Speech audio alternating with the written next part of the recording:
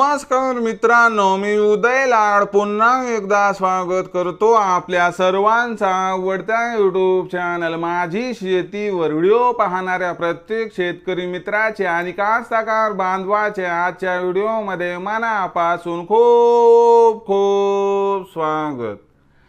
मित्रांनो, thumbnail पाहितलं, title वाचलं हो मित्रांनो, सामान्य सोयाबीन उत्पादक कास्तकार बांधवांसाठी सर्वात महत्त्वाची अपडेट की आता या भावावर देशांतर्गत बाजारामध्ये 100% करा सोयाबीनची विक्री। हो मित्रांनो, ही सध्याच्या कंडिशनची सर्वात महत्त्वाची अपडेट आहे की आता या भावावर देशांतर्गत बाजारामध्ये 100% करा सोयाबीनची विक्री, ज्यामुळे होणार आपला 100% फायदा।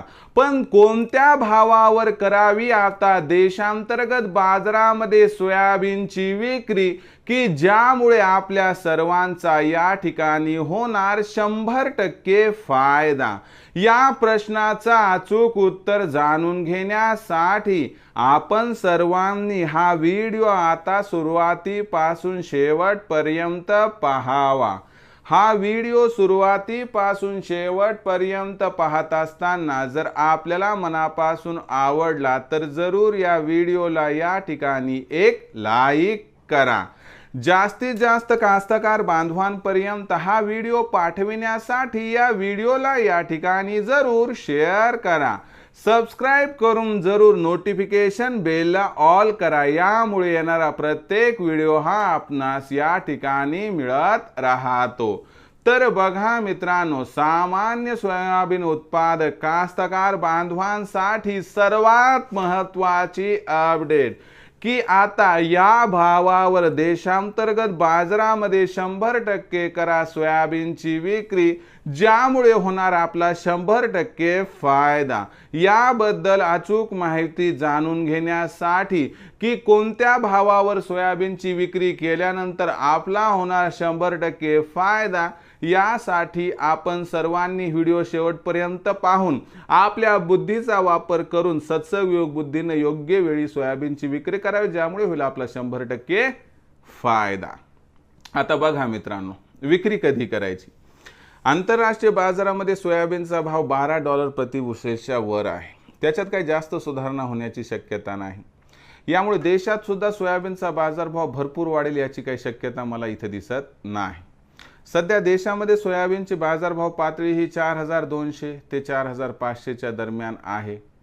31 मे पर्यंत यात 50-100 रुपयाची सुधारणा होऊन बाजारभाव 4300 ते 4600 च्या दरम्यान राहू शकतात। पण 1 ते 15 जूनच्या दरम्यान पुन्हा एकदा सोयाबीनची विक्री वाढणार, पैशाची आवश्यकता खत बियाणांसाठी आहे म्हणून, आणि त्यामुळे सोयाबीनचा बाजारभाव पुन्हा आपल्याला या ठिकाणी 1 ते 15 जूनच्या दरम्यान घसरताना दिसेल आणि भाव पातळी पुन्हा एकदा 4200 ते 4500 च्या दरम्यान दिसणार।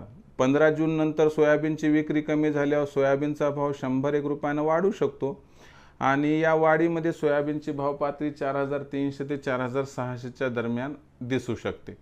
म्हणजे आपल्याला येत्या 1.5 महिन्यामध्ये सोयाबीनच्या भावात 50-100 रुपयाची तेजी अथवा मंदी दिसू शकते। याच्यापेक्षा जास्त बदल सोयाबीनच्या भावात दिसणार नाही।